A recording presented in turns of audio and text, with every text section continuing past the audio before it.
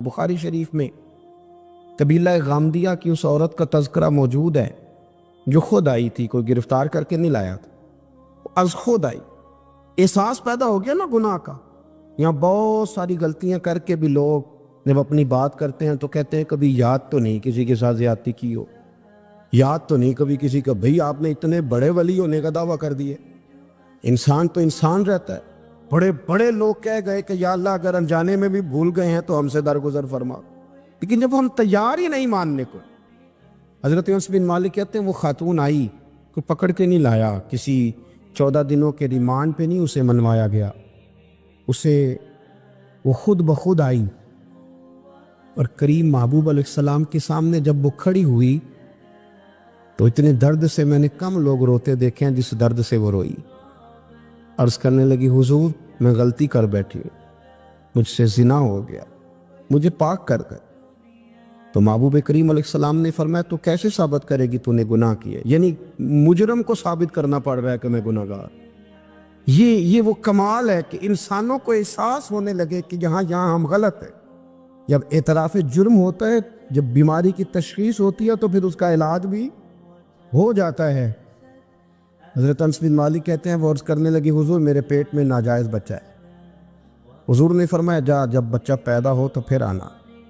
وہ 8 ماہ کے بعد آئی تو اس کی گود میں پھول سا بچہ تھا۔ حضور نے فرمایا واپس جا، جب روٹی کھانے لگ جائے تو پھر آنا۔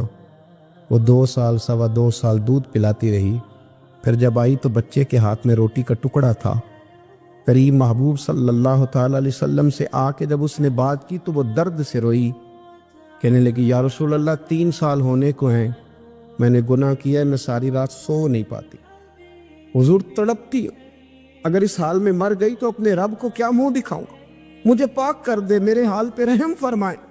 محبوب کریم صلی اللہ علیہ وسلم نے بچہ ایک صحابی کو دیا، فرمایا بچوں کی طرح پالنا، اور کہا اسے لے جاؤ، پتھر مار مار کے اسے سنسار کر دو۔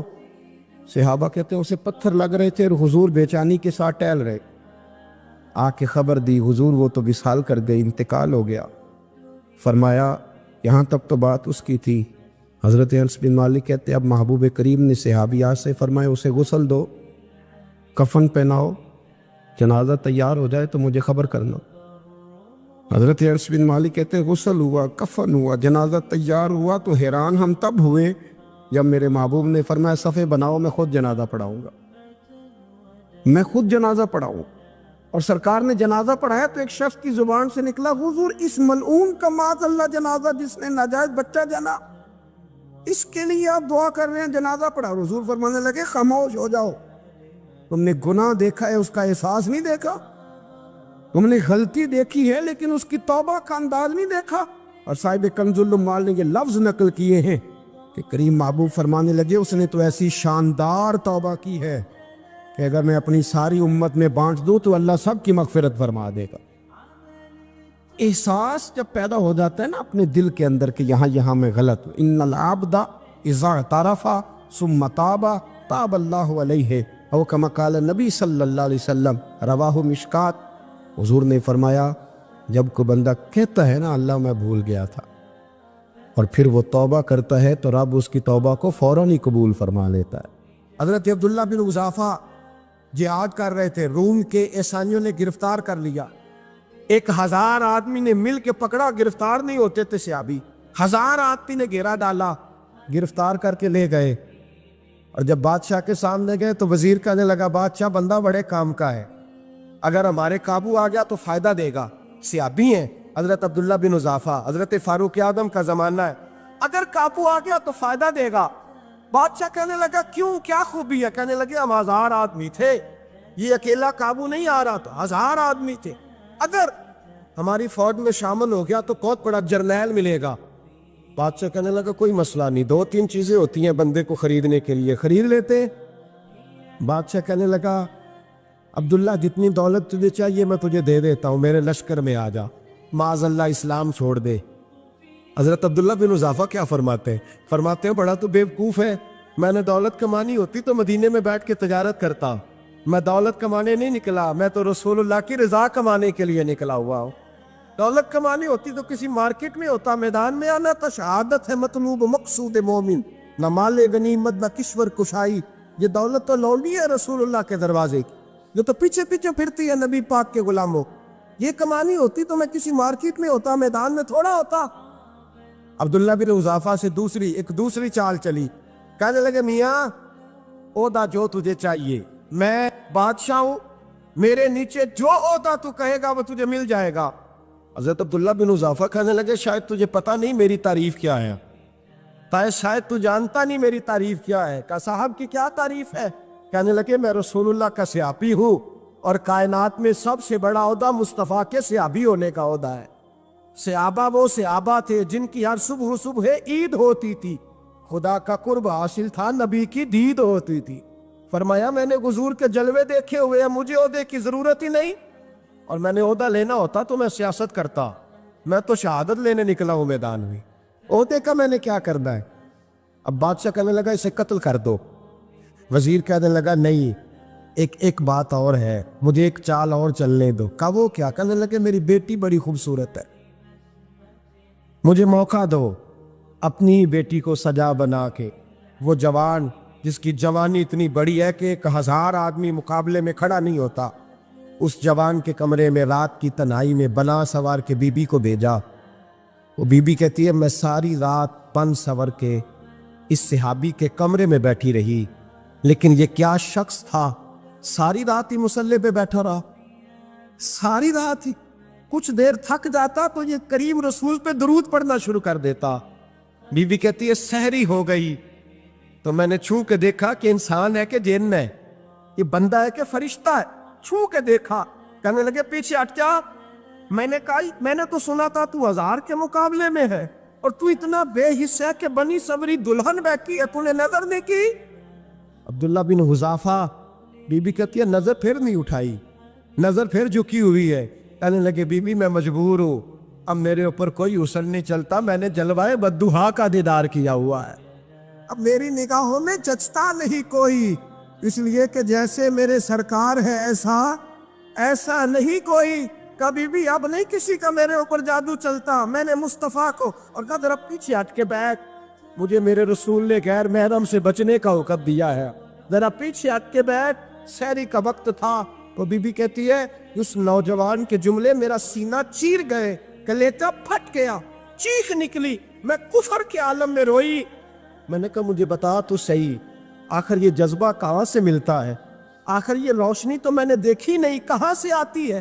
ایک میرا باپ ہے جو بنا سور کے مجھے تیرے کمرے میں چھوڑ گیا، بتلا یہ کہاں سے کیف آتے ہیں؟ عبداللہ بن حذافہ کہنے لگے اگر کیف لینا ہے تو بھی میرے مصطفیٰ کا کلمہ پڑھ جا، آجا دروازے رسول پہ جھک جا، مل جائے گا۔ سویرے دروازے پہ باپ آیا بیٹی سے رزلٹ لینے، دروازہ کھولا تو بیٹی نقاب پہنے باہر آئی۔ باپ کہنے لگا کیا بلا؟ کہنے لگی پیچھے ہٹا، تو غیر محرم ہے، کافر ہے، میں مسلمان ہوں۔ اس نے کہا کیا ہوا؟ کہنے لگی تیرے جیسے کو باپ کہوں، تیرے جیسے کو جو مجھے استعمال کر رہا تھا؟ میں تجھے باپ نہیں مانتی، میں اب رسول والی ہو گئی، میں حضرت فاطمہ کی کنیزہ ہو گئی، میں اب نبی کریم کی خادمہ ہوں، خبردار میرے قریب نہ آنا۔ یہ داؤ بھی ناکام ہوا۔ اب حضرت عبداللہ بن حذافہ کے سامنے موت کھڑی کی، ایک کڑا میں تیل گرم کیا، کہنے لگے تجھے اس میں جلایا جائے گا۔ حضرت عبداللہ بن حذافہ رضی اللہ تعالیٰ عنہ جب جلنے کے قریب ہوئے تو رونے لگے۔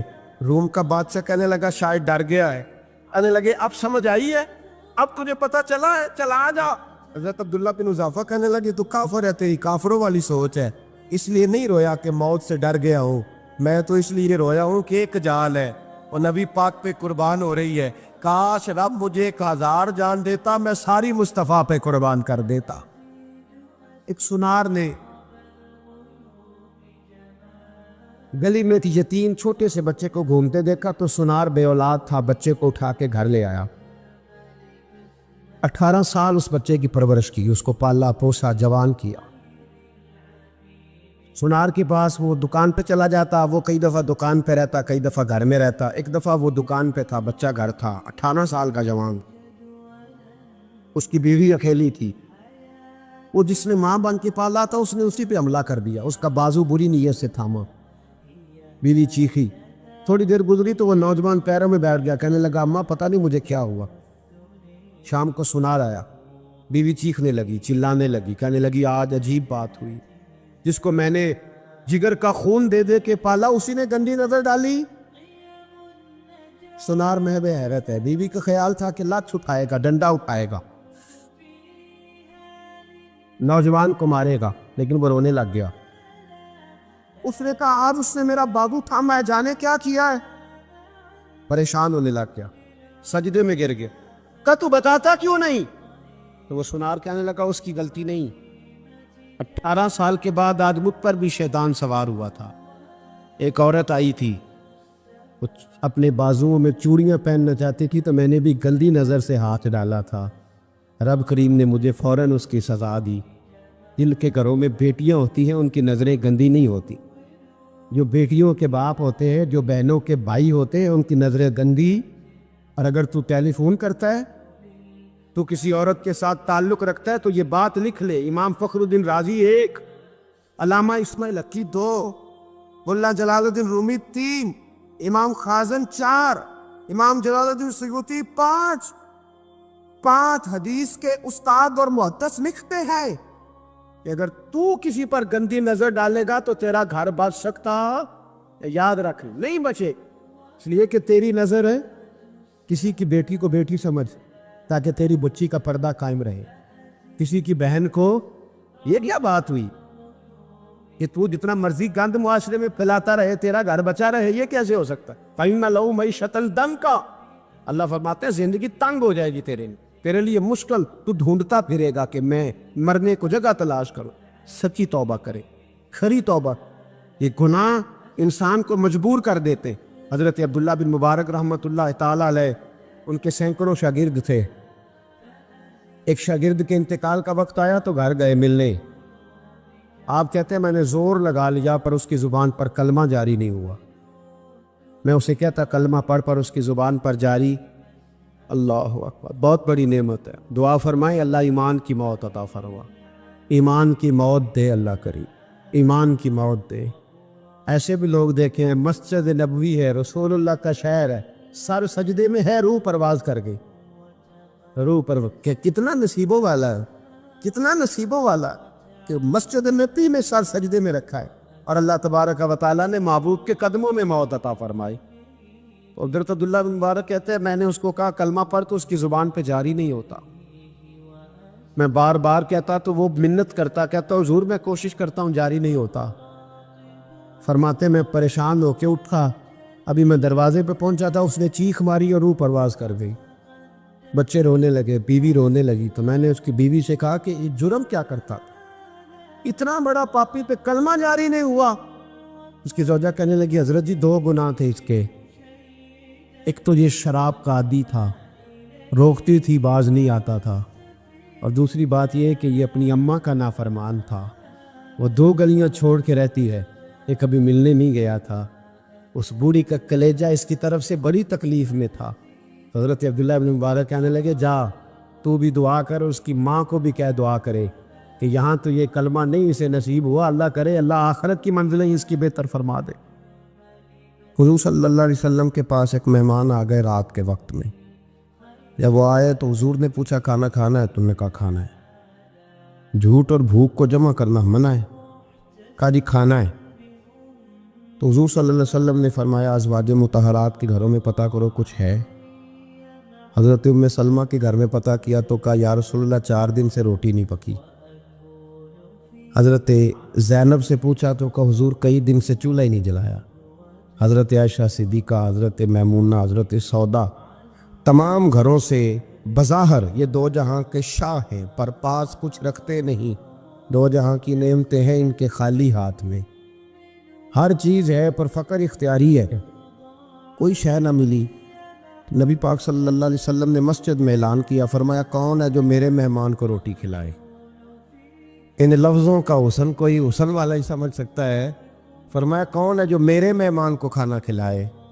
تو ایک صحابی لے گئے اور اٹھے، وہ صحابی جو صحابہ میں غریب تھے، ایک انصاری جو غریب آدمی تھے، بہت زیادہ امیر آدمی اللہ کی راہ میں خرچ نہیں کر پاتا، اس کے لیے مشکل ہو جاتا ہے۔ اس کے لیے بہت امیر آدمی جو ہوتا ہے نا، وہ جتنا زیادہ امیر ہوتا ہے نا اتنی دیوار اس کے گرد کھڑی ہو جاتی ہے پیسوں کی، مشکل ہو جاتا ہے اس کے لیے۔ غریب آدمی کھڑے ہوئے، اگرچہ میرے محبوب کے غلاموں میں جو بڑے امیر تھے وہ بھی خرچ کرنے میں بڑے آگے تھے، حضرت عثمان غنی رضی اللہ تعالیٰ عنہ، حضرت عبد الرحمن ابن عوف، حضرت ابو بکر صدیق رضی اللہ۔ لیکن یہ غریب آدمی کا حضور میں لے جاؤں گا، میں لے کے جاؤں، اور یہ بخاری مسلم ہے، حضور نے فرمایا لے جاؤ۔ وہ اب سے آپ بھی گھر لے گئے اور بیوی سے مشورہ کیا، بات پہ غور کرنا، ہر چیز کی بھوک دیکھی جا سکتی ہے، بچوں کی نہیں دیکھی جا سکتی۔ وہ انصاری حضور کے مہمان کو گھر لے گئے، جا کے بیوی سے مشورہ کیا، کہا بھلی مانس گھر میں کچھ ہے؟ تو اس نے کہا تھوڑا سا بچوں کے لیے کھانا رکھا ہے، بچوں کے لیے۔ بچے تو بزدل کر دیتے ہیں، بچے تو آدمی کو بزدل کر دیتے ہیں، بچے تو مار دیتے ہیں، کلیجہ پھٹ جاتا ہے بچہ بھوکا ہو تو، نیند نہیں آتی۔ اب صحابی اپنی بیوی سے کیا کہتے ہیں؟ کہتے ہیں بچوں کو بہلا کے سلا دے، اور رسول اللہ کے لیے نہیں، رسول اللہ کے مہمان کے لیے، بھائی نبی پاک کے لیے نہیں، حضور کے تجھ سے در در سے سگ اور سگ سے ہے مجھ کو نسبت، میری گردن میں بھی ہے دور کا پٹکا تیرا، تجھ سے در در سے سگ سگ سے ہے مجھ کو نسبت۔ لمبی بات ہے کہ بچوں کو سلا دو۔ بی بی نے بچوں کو سلا دیا تو میاں بیوی کا مشورہ ہوا کہ مہمان کے ساتھ بیٹھ کے روٹی کھانا بھی سنت ہے۔ تو اب مہمان کے ساتھ بیٹھ کے کھانا بھی ہے تو کھانا ہے ایک دو آدمی کا۔ اب خاوند اپنی بیوی کو تیار کرتا ہے کہ میں بھی کھانے پہ بیٹھ جاؤں گا، تو بھی بیٹھ جانا، اور جب مہمان کھانے میں ہاتھ ڈال لے تو اٹھنا، کہنا او ہو دیا تو صحیح کیا ہی نہیں، ابھی بجھ جائے گا، اور جا کے دیا بجھا دینا۔ ہم ہاتھ ہلاتے رہیں گے، مہمان روٹی کھاتا رہے گا۔ اور یار اس درد کو، اس کیف کو سمجھو، گھر میں بچے بھی بھوکے، بچوں کی ماں بھی بھوکی، بچوں کا باپ بھی بھوکا، دسترخوان پہ روٹی لگ گئی، روٹیاں چون ڈالیں، بی بی اٹھی کہنے لگی او ہو چراغ تو صحیح کیا ہی نہیں، یہ تو بجھ جائے گا۔ حوصلے مند بی بی جس نے بچے بھوکے سلا دیے، وہ بھوکے سوئے ہوئے بچوں کی بھوکی اماں اٹھی اور اپنے خاوند کی تابے داری میں اٹھی، میں گڈی تے ہتھ ڈور سجن دے، وہ جنج رکھے اونج رہنا ہے، اٹھی اور اس نے نہ دیا ٹھیک کرنے کے بہانے بجھا دیا۔ مہمان روٹی کھاتا رہا اور رسول اللہ کے نوکر قربانی دیتے رہے، وہ روٹی کھا کے سیر ہو کے بستر بچھایا تو سو گیا۔ یہ میاں بیوی ساری رات بچوں کی طرف دیکھتے رہے اور غور کرتے رہے اور راضی رہے کہ ہم نے حضور کا فریضہ نبھایا ہے۔ قربان جاؤں محبوب پہ، بے خبر ہو جو غلاموں سے وہ آقا کیا ہے۔ وہ صحابہ وہ اگر قربانیاں دیتے تھے تو جو اعزاز ملتا تھا وہ بھی بڑا شان والا ہے۔ صحابی کہتے ہیں میں فجر کی نماز پڑھنے مسجد آیا، پہلا قدم رکھا تو میرے کریم بولے، حضور نے فرمایا رات جو تو نے اور تیری بیوی نے عمل کیا ہے خدا کو بھی بڑا پسند آیا ہے، محمد مصطفیٰ کو بھی بڑا پسند ہے۔ اور پھر ایک لفظ اور ہے حدیث میں، ایک روایت میں کچھ جملے اور بھی ہیں۔ حضور نے فرمایا جب تو اور تیری بیوی رات مہمان کے ساتھ احسار کر رہے تھے نا، تو عرش کا مالک تمہیں مسکرا کے دیکھ رہا تھا، رب تمہیں دیکھ کے مسکرا رہا تھا، رب تمہیں دیکھ کے مسکرا، تر بامنی پہ شیخ ہماری نہ جائیے، ہم دامن نچوڑ دیں تو فرشتے وضو کریں۔ پر میں وہ مسکرا رہا تھا کہ میرے بندے میرے رسول کی رضا کے لیے کیا کر رہے ہیں۔ اور صاحب دیکھو، نبی پاک کے لیے نہیں، خاندان کے لیے نہیں، خاندان نبوت کے لیے نہیں، حضور کے نہ سمجھے یار، اس پہلو کو سمجھے۔ نبی پاک کے بریلی کے امام بول پڑے، فرمانے لگے تجھ سے در سے سگ سے ہے مجھ کو نسبت، تجھ سے در سے سگ کتے کو کہتے ہیں فارسی میں۔ فرماتے محبوب تیرا دروازہ اور دروازے پہ کتا، اور کتے کے پاس میں بیٹھا ہوں، چلو کتے کے پاس تو بیٹھا ہوں نا، میری گردن میں بھی کوئی تو پٹکا آیا ہی ہے نا، تجھ سے در سے سگ اور سگ سے ہے مجھ کو نسبت، چلو میری گردن میں بھی ہے دور کا پٹکا تیرا۔ قرآن مجید بول اٹھا، رب کریم نے فرمایا حبیب یہ تیرے غلام وہ ہیں کہ وَيُكْسِرُونَ عَلَىٰ أَنفُسِهِمْ وَلَوْ كَانَ بِهِمْ خَصَاصَةٌ، فرمایا ان کا حال یہ ہے کہ جس چیز کی شدید حاجت ہوتی ہے وہ بھی اپنے بھائیوں پہ قربان کر دیتے، وہ دے دیتے ہیں تیرے نام پہ، جب مکے والے مدینے آئے انصار مدینہ تو میرے مصطفیٰ کریم نے فرمایا نہ تمہاری نسلیں ایک ہیں نہ قبیلے ایک ہیں، لیکن تمہارا نبی ایک ہے، تمہارا رسول ایک، خدا ایک، کتاب ایک، تمہارا میری وجہ سے رشتہ ہے۔ چلو اپنے بھائیوں کے ساتھ احسار کرو، چلو احسار کرو۔ اگر کسی کے 2 مکان تھے تو اس نے ایک اس کو دے دیا جو مکے سے آیا تھا، 2 باغ تھے تو ایک دے دیا، کسی کے پاس ایک تھا تو آدھا بانٹ کے دے دیا، ہر چیز تقسیم کر دی۔ حالات بدل جاتے ہیں، حالات بدل جاتے ہیں۔ تلک الایام نداولها بین الناس، اللہ لوگوں کے درمیان دن بدل دیتا ہے، حالات بدل گئے۔ بڑا مال غنیمت آیا، بنو نذیر کا علاقہ فتح ہوا تو میرے رسول پاک صلی اللہ تعالیٰ علیہ وسلم نے انصار مدینہ کو اکٹھا کیا، فرمایا بھئی مال اب بڑا آ گیا ہے۔ 2 باتیں یہاں تو اس طرح کرتے ہیں کہ میں ان کو کہتا ہوں جو مکے سے آئے تھے کہ جتنی تمہاری جائیدادیں باغ انہوں نے لیے ہیں واپس کر دیتے ہیں تمہیں، اور جو مال آیا ہے وہ بھی تم میں سے آدھا آدھا دونوں کے درمیان بانٹ دیتے ہیں، یا جیسے تمہارا دل چاہے تمہارے مال بھی واپس کرتے ہیں، اور جو وہاں سے مال آیا وہ تمہارے بیچ بانٹ دیتے ہیں، یا اگر تم کہو تو یہ مال ان کو دے دیتے ہیں مہاجرین کو، تمہیں تمہارے مال واپس مل جاتے۔ حضور نے پوچھا انصار مدینہ سے، حضرت سعد بن معاذ، سعد بن عبادہ تڑپ کے کھڑے ہوئے، عرض کی محبوبہ میں تو ابو بکر کو جانتا ہی نہیں تھا، حضور مجھے کیا پتا عمر کون ہے، میں کیا جانوں عثمان غنی مولا علی کی عظمتوں کو، محبوبہ میں نے تو تجھے ان کی طرف مسکرا کے دیکھتے ہوئے دیکھا ہے، تیرا جلوہ دیکھا ہے، تجھ سے در در سے ساگ ساگ سے ہے مجھ کو نسبت، یا رسول اللہ صلی اللہ علیہ وسلم ہم سے مشورہ نہ کریں، آپ اس طرح کریں جو جائیدادیں ہم نے انہیں دی ہیں وہ بھی ان کے پاس رہنے دیں، اور جو مال آیا ہے وہ بھی ان میں تقسیم کر دیں، اس لیے کہ ہمیں تو بس اتنا پتہ ہے کہ یہ آپ کے غلام ہیں، آپ کے نوکر ہیں، ہمیں اس سے زیادہ کسی چیز کے کوئی غرض، بس آپ کے غلام ہیں، بات ختم ہو گئی۔ حضور خاموش ہو گئے۔ صحابہ کہتے ہیں دیر کے بعد ہم نے کہا فیصلہ ہونا چاہیے، فیصلہ پتہ کیا ہوا؟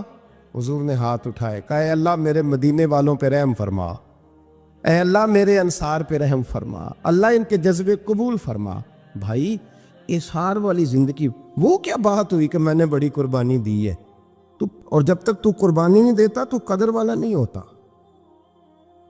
جو چیز قربانی سے حاصل ہوتی ہے اس کی قدر ہوتی ہے، جو چیز مفت میں آ جاتی ہے اس کی کوئی قدر نہیں ہوتی، کوئی قدر نہیں۔ میں اکثر سوچتا ہوں کہ حضرت خواجہ اجمیری کے خلیفے اجمیر میں بھی تو ہونے چاہیے تھے نا، لیکن ان کے خلیفے اجمیر میں نہیں ہوئے، دلی میں ہوئے۔ تو میں سوچتا ہوں دلی والوں کے خلیفے دلی میں ہونے چاہیے، لیکن دلی میں نہیں ہوئے، پاک پتن میں ہوئے، تو پاک پتن والوں کے یہاں ہو جاتے۔ اس لیے کہ قربانی جو دیتا ہے نا، جو دور سے چل کے آتا ہے وہ قربانی کرتا ہے، قربانی دیتا ہے، اس کو قدر زیادہ ہوتی ہے۔ ہم نے کسی شے کے لیے کبھی قربانی نہیں دی، نہ دین کے لیے، نہ قرآن کے لیے، نہ مسجد کے لیے، نہ شیخ کے لیے، نہ طریقت کے لیے، قربانی تو ہے ہی نہیں۔ تو جو شے مفت ملتی ہے اس کا نہ مزہ آتا ہے نہ قدر ہوتی ہے۔ جو چیز قربانی کر کے لیتے ہو نا، قربانی کر کے، اس کی قدر ہوتی ہے۔ کسی لیے کہا تھا کسی درویش نے، اس نے کہا تھا قدر نبی دا ایک کی جانن دنیا دار کمینے، قدر نبی دا جانن والے سو گئے وچ مدینے۔ ان سے پوچھو نا، ان سے پوچھو ان حضرات کو کتنی قدر تھی۔ قربانی اپنی زندگی میں دینا سیکھیں۔ ایک ہوتی ہے بندے کی ذاتی خواہش، اس کو کچلنا بڑا مشکل ہوتا ہے۔ قربانی بڑی ضروری چیز کا نام ہے، اور جو قربانی دینا سیکھ جاتا ہے وہ بچ جاتا ہے۔ کتیا 6 بچے جنم دیتی ہے لیکن قربانی نہیں نہ دیتی بچوں کی، تو ریوڑ نہیں بنتے، اجڑ نہیں بنتے۔ بکری 2 بچے پیدا کرتی ہے اور سال کے بعد ہزاروں بچوں، لاکھوں بچوں کی قربانی دیتی ہے، پر پھر بھی جدھر جاؤ بکرے ہی بکرے نظر آتے ہیں۔ جو قربانی دینا سیکھ جاتا ہے نا، یزید نے کوئی قربانی نہیں دی، اس لیے کوئی شخص بھی کھڑا ہو کے نہیں کہتا، حالانکہ 14-15 بیٹے تھے یزید کے، کوئی بھی کھڑا ہو کے نہیں کہتا میں اس کی نسل میں سے ہوں۔ امام حسین نے ساری قربانی دے دی۔ ایک زین العابدین بچے تھے، پوری دنیا میں اللہ نے سید عطا فرمائے ہوئے ہیں۔ جو قربانی دینا سیکھ جاتا ہے وہ بچ جاتا ہے۔ ہم نا قربانی کیا، ہمارے پاس تو اضافی شے ہے وہی دینے کو تیار نہیں۔ جب آپ تیار ہی نہیں تو سودا ہی نہیں کر، آپ نکلے ہی نہیں میدان میں، تو حاصل کیسے ہو؟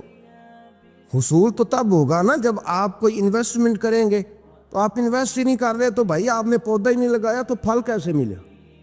قربانی نہیں دی تو وہ درجہ کیسے ملے؟ اس کے لیے تو قربانی ضروری ہے. اب تمام صحابہ کی زندگی پڑھ لیں، حضرت ابو بکر سے لے کر حضرت بلال تک، یہ سارے قربانی والے ہیں. آپ تمام اولیاء کی صفت پڑھ لیں، حضرت غوث اعظم، جیلانی، داتا علی اجویری، خواجہ معین الدین، یہ سب قربانی والے لوگ ہیں. قربانی دیتے رہے تو بچے ہوئے ہیں. ان کے جو ساتھ تھے وہ بھی قربانیوں والے تھے. قربانی حصہ ہے طریقت کا، قربانی ضروری ہے. اور ہمارے صوفیاء تو کہتے ہیں جس شخص نے تصوف میں آ کے قربانی نہیں دی. بزرگوں کے پاس ایک شخص آیا، غالباً خواجہ نظام الدین محبوب الہی کی بات ہے، میرے ذہن میں نام پورا نہیں سما رہا. تو ایک مرید نے آ کے کہا حضور زکوٰۃ کتنی دینی ہے؟ فرمایا 2.5%. تھوڑی دیر کے بعد حضرت نصیر الدین چراغ دہلوی آ گئے، کہا حضور اللہ کے راستے میں کتنے دینے ہیں؟ فرمایا 50%. ایک ساتھی قریب بیٹھا تھا، اس نے کہا پہلے کے لیے 2.5% کا فتویٰ تھا، اس کو کہہ دیا آدھے دے دے. چند منٹ گزرے تو حضرت امیر خسرو بھی آ گئے. کہا حضور زکوٰۃ کتنی دینی ہے؟ فرمایا جو ہے سارا ہی لے آ، تیری 100% ہے. تو وہ ساتھی جو قریب بیٹھے تھے اس نے کہا بابا فتوے علیحدہ علیحدہ ہیں. فرمایا فتویٰ ایک ہی ہے، بندے علیحدہ علیحدہ ہیں. فتویٰ ایک ہی ہے، مجھے پتہ ہے کون کتنے دے سکتا ہے. وہ جس کو میں نے 2.5% کہا ہے وہ بھی جا کے حساب کتاب کرے گا، اس نے 2.5 بھی پورا نہیں دینا. اور فرمایا جس امیر خسرو کو میں نے کہا نا سارا لے آ، اس کا دل کرے گا میں اپنا مکان بھی توڑ کے لے آؤں. میں نے فتویٰ ایک ہے، بندہ دیکھ کے بات کی ہے. بھائی قربانی نہیں ہے، اظہار ہی نہیں ہے، جذبہ ہی نہیں ہے، ہمارا مزاج ہی نہیں ہے. لیکن نا یہ اب ایک تو شریعت کی قربانی ہے نا یہ، تو اس پہ بھی لوگ بڑا سوچیں گے، اس پہ بھی لوگ بڑا سوچیں گے. فتوے پوچھتے پھریں گے کہ جی میرے اوپر تو ابھی میں نے تو 15,500 قرضہ دینا ہے، دوں کہ نہ دوں، کون سی دوں؟ فتوے پوچھیں گے. دینے کی دفعہ فتوے پوچھیں گے اور لینے کی دفعہ چھٹی، جو آتا ہے آنے دو. کبھی لینے کی دفعہ بھی فتویٰ پوچھنا صاحب کہ یہ مجھے اتنا مال آ رہا لے لوں کہ نہ لوں. وہ لے لیا، قابو کر لیا. جب دینے کی باری آئی تو فتویٰ احصار کرے. اور احصار صفت ہے مسلمان کی، یہ احصار کرنے لگتا ہے تو بچنے لگ جاتا ہے، اس کا فائدہ ہونے لگ جاتا ہے. قربانی دینے لگ جاتا ہے تو بچ جاتا ہے. کسی نے کہا تھا سن اے مسلمان، یہ نقطہ فیض قرآنی میں ہے، عظمت و اسلام اور مسلم صرف قربانی میں ہے.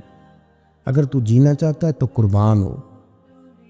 حضرت سیدنا ابو بکر صدیق فرماتے ہیں میں حضور کے سامنے بیٹھا، ایک شخص آیا، اس نے آ کر کے کہا یا رسول اللہ صلی اللہ تعالی علیہ وآلہ وسلم، یہ میرے ہاتھ کے اندر خنجر ہے، میں قتل کر کے آیا ہوں. قاتل کھڑا ہوا.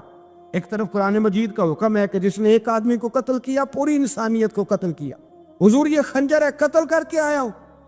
میرے مصطفیٰ نے فرمایا کس کو قتل کیا؟ عرض کی حضور سگی بہن کو مارا ہے. سگی بہن تھی، میں نے قتل کر دی. میرے نبی پاک صلی اللہ علیہ وسلم نے فرمایا کیوں مارا؟ پیار نہیں تھا؟ کہا محبوبہ بہن سے کس کو پیار نہیں ہوتا، بڑا پیار تھا، پر مارا کیوں؟ تو صحابی رونے لگے، کہنے لگے محبوبہ میں بڑا پیار کرتا تھا، پر وہ کافرہ تھی، مشرکہ تھی، بڑا پیار کرتا تھا. جب بھی اس کے پاس جاتا وہ آپ کے بارے میں بات چھیڑ دیتی. میں اس کو کہتا سارا کچھ کر لے، میرے نبی کے بارے میں بات نہ کر دو. میں ہر شے سہ لیتا، پر مصطفیٰ کریم کی ذات کے بارے میں کوئی بات برداشت کرنے کی طاقت نہیں رکھتا. یہ والا جملہ نہ کہنا. میں اس کو روکتا، منع کرتا، وہ باز نہ آتی. کہتے ہیں آج اس نے اتنی سخت بات کی کہ میں اس کا گلا کاٹ آیا ہوں، قتل کر دیا ہے. حضور میرے لیے حکم کیا ہے؟ تو نبی پاک نے فرمایا جا، تیرے اوپر کوئی سزا نہیں، تو نے جو کیا ہے اچھا ہی کیا ہے، یہ اچھا کر ڈالا ہے جو تو نے کیا ہے. ایک صحابی نابینا تھے، آنکھوں سے نظر نہیں آتا تھا، رشتہ کوئی نہیں دیتا تھا، معذور آدمی تھے. نکاح ہوا، شادی ہوئی، 2 بیٹے دیے اللہ، گھر بس گیا، بیوی کپڑے دھو کے دیتی، خدمت کرتی، روٹی پکا کے دیتی، بچے بڑے حسین تھے. اور وہ صحابی خود فرماتے ہیں، نابینا صحابی کہتے ہیں موتیوں کی طرح کے میرے بچے، جو بھی آتا آ کے کہتا تیرے موتیوں کی طرح کے لال ہیں. لیکن آپ فرماتے ہیں ایک صبح اعلان ہو گیا، مدینے میں شور ہو گیا کہ اس نابینا صحابی کی بیوی قتل ہو گئی، کسی نے خنجر کے دبایا، مر گئی ہے. کہتے ہیں اس کے لواحقین اکٹھے ہوئے، در رسالت مآب پہ آئے، آگے کہنے لگے حضور ہمارا قاتل ڈھونڈ کے دیں، ہماری بیٹی کو کس نے مارا؟ میرے رسول پاک نے مجمع پہ نظر ڈالی، فرمایا بھائی مجھے کہنے کی ضرورت نہ پڑے، اگر قاتل موجود ہے تو خود اٹھ جائے۔ خود اٹھے۔ وہ نبینا صحابی بیچ میں سے اٹھ کے کھڑے ہو گئے، کہنے لگے سونیا قاتل کوئی باہر نہیں، میں خود قاتل ہوں، میں نے مارا ہے، میں قاتل ہوں، میں نے مارا ہے۔ مصطفیٰ کریم سید عالم صلی اللہ علیہ وسلم نے فرمایا تجھے تو اس کی بڑی ضرورت تھی، بڑی حاجت تھی، تیری بیوی تھی، تیرا گھر سنبھالتی تھی، تیرے بچے تھے۔ صحابی عرض کرنے لگے حضور سارا کچھ ٹھیک تھا پر وہ آپ کی بے ادب تھی حضور، اس کے آنے سے میرا گھر بس گیا، روٹی پکنے لگی، کپڑے ملنے لگے، اولاد ہونے لگی، میں دنیا پہ آ گیا، لیکن محبوبہ میں نے وہ سکھ کیا کرنے ہیں جو تیری بے ادبی پر تعمیر کیے جائیں۔ یا رسول اللہ مجھے کیا حاجت اس چیز کی، اس میں آپ کا پیار ہی نہ ہو، یا رسول اللہ آپ کی محبت ہی نہ، حضور میں نے قتل کر ڈالا ہے، مجھے بیوی نہیں چاہیے، مجھے وہ والی چاہیے جس کی زبان پر رسول اللہ کے نام کے ترانے ہو، جو حضور کی محفل کرنے والی ہو، نعت پڑھنے والی ہو، جو نبی پاک علیہ السلام کی ازواج کا، اولاد کا، بیٹیوں کا ذکر کرنے والی، مجھے وہ بی بی نہیں چاہیے جو بی بی بے ادبی کرے۔ میرے نبی پاک صلی اللہ علیہ وسلم نے محلے داروں سے پوچھا، فرمایا بات اس کی ٹھیک ہے؟ کہا حضور واقعی بے ادب تھی۔ نبی پاک نے فرمایا اٹھو پھر چلے جاؤ، اس نے انسان نہیں مارا، اس نے گستاخ رسول کو مارا ہے، اس نے ایک گستاخ رسول کو مارا ہے۔ بھائی یاد رکھے نبی پاک کا پیار ایمان کا حصہ ہے، اس میں کوئی کمپرومائز نہیں۔ حضرت ابو عبادہ بن جراح نے میدان کے اندر اپنے باپ کو قتل کیا، باپ کو مارا۔ حضور سید عالم صلی اللہ علیہ وسلم نے کہا ابو عبادہ تو نے باپ ہی مار دیا ہے؟ کہا حضور باپ نہیں چاہیے، رسول اللہ کا وفادار چاہیے، حضور وفادار چاہیے۔ نبی پاک صلی اللہ تعالی علیہ وآلہ وسلم کی محبت اصل دین ہے، اصل دین۔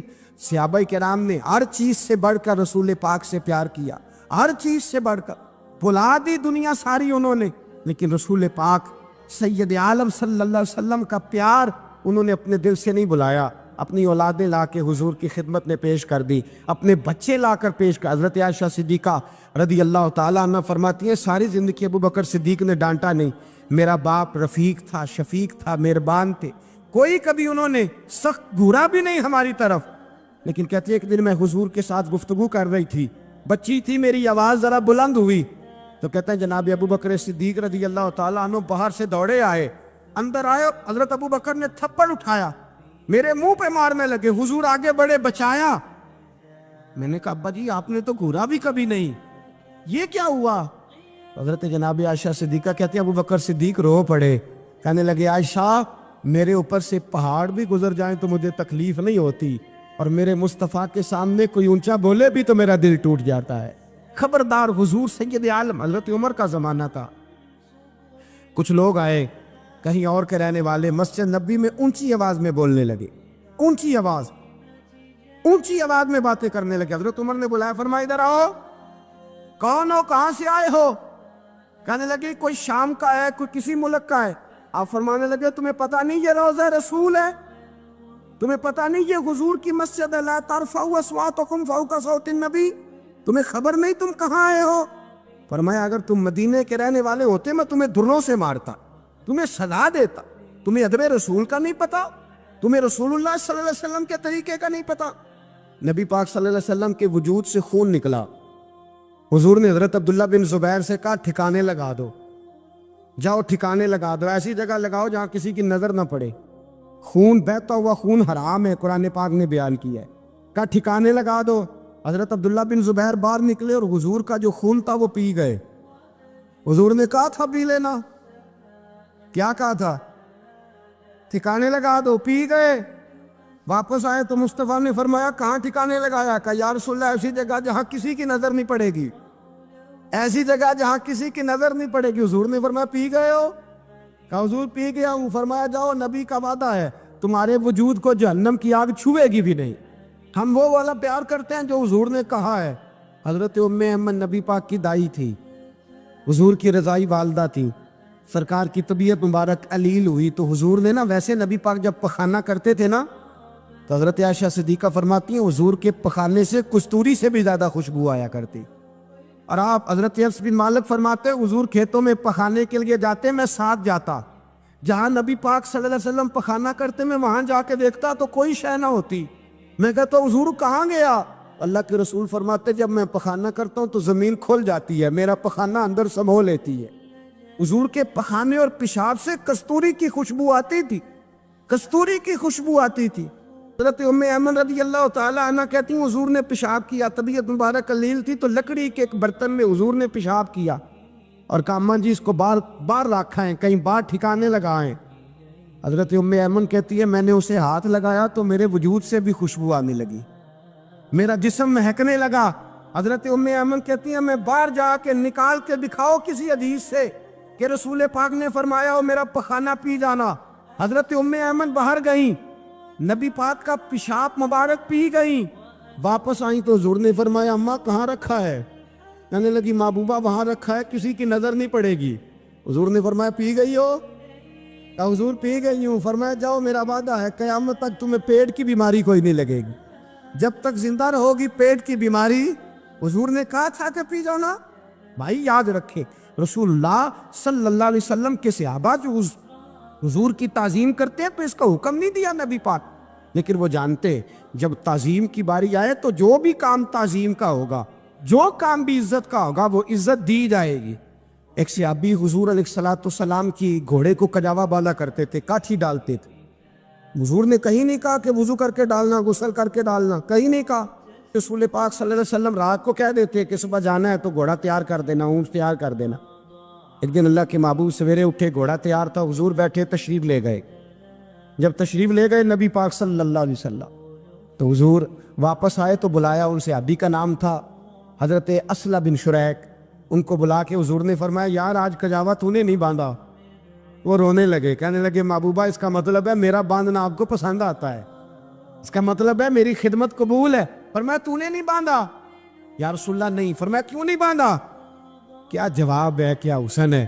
کہنے لگے یا رسول اللہ میں صبح اٹھا تو میرے اوپر غسل فرض تھا، اگر میں بغیر غسل کے ہاتھ لگاتا حضور کو نہیں نبی پاک کے گھوڑے کے کجاوے کو، کہا حضور گھوڑے کے کجاوے کو بغیر غسل کے ہاتھ لگاتا تو بے ادبی تھی، اور اگر غسل کرتا تو حکم ماننے میں دیر ہوتی تھی، یہ بھی بے ادبی تھی، لہذا کسی اور کی ڈیوٹی لگائی۔ صحابہ نے حضور کی وہ تعظیم کی جس کا حضور نے حکم نہیں دیا تھا نبی پاک نے کہ یہ والی تعظیم کرو۔ ایک دن حضرت عمر فاروق جناب ابو بکر صدیق سے ملنے آئے، کہنے لگے ابو بکر ایک کام سے آیا ہوں۔ کہا عمر کہو۔ امیر المومنین کے پاس آئے جناب عمر، ایک کام سے آیا ہوں۔ کہیے۔ کہنے لگے ایک شے کی ضرورت ہے، مانگوں گا تو آپ دے دیں گے؟ جناب عمر فاروق رضی اللہ تعالیٰ عنہ کہنے لگے میرے بس میں ہوئی تو ضرور دے دوں گا، تو میرا بھائی ہے بات تو کر۔ تو حضرت عمر نے پتہ کیا مانگا؟ کہنے لگے ابو بکر وہ جو غار ثور میں تم 3 دن حضور کے ساتھ رہے ہو نا، میں 3 راتیں نہیں مانگتا، ان میں سے مجھے 1 رات دے دو۔ اور کیا لفظ ہیں، کیا حسن ہے۔ کہنے لگے عمر کی زندگی کی ساری نیکیاں لے لو، 3 راتوں میں سے 1 رات مجھے دے دو، 1 رات مجھے دے دو۔ حضرت ابو بکر صدیق رضی اللہ تعالیٰ عنہ رو پڑے، کہنے لگے میں نے کہا تھا جو بس میں ہوگا دوں گا، یہ تو میرے مصطفیٰ کی محبت ہے، یہ کسی کو دینا میرے بس کی بات ہے، یہ حضور کا پیار ہے جو میں نے سنبھال کے رکھا ہوا ہے، سنبھال کے پھر کے گلی گلی تباہ ٹھوکریں سب کی کھائے کیوں، دل کو جو عقل دے خدا تو تیری گلی سے جائے کیوں، جان ہے عشق مصطفیٰ روز فضو کرے خدا، ارے جس کو ہو درد کا مزہ وہ ناز دوا اٹھائے کیوں، اب تو نہ روک ہے غنی عادت سگ بگڑ گئی، پہلے ہی دن میرے کریم لقمہ تر کھلائے کیوں۔ حضرت بلال کہتے ہیں میں اذان پڑھ رہا تھا، ابو بکر سن رہے تھے، انہوں نے چوم کے آنکھوں سے لگایا، بعد میں کہ ملا علی قاری نے لکھا ہے، بعد میں کسی صحابی نے کہا محبوبہ ابو بکر نے انگوٹھے چوم کے آنکھوں سے لگائے ہیں، اور انہوں نے چوم کے کہا قرۃ عینی بھی کہا یا رسول اللہ، حضور آپ میری آنکھوں کی ٹھنڈک ہیں۔ میرے مصطفیٰ نے فرمایا جو میرے ابو بکر کی طرح کرے گا اس کی آنکھوں میں کبھی تکلیف نہیں ہوگی، اس کی آنکھوں میں کبھی تکلیف۔ حضور آپ نے تو حکم ہی نہیں دیا، آپ نے تو کہا ہی نہیں یہ کام کرنے کا، آپ نے تو کہا ہی نہیں یہ ذکر کرنے کا۔ میرے رسول کریم سید عالم صلی اللہ تعالی علیہ وسلم کا پیار ایمان کی جان ہے۔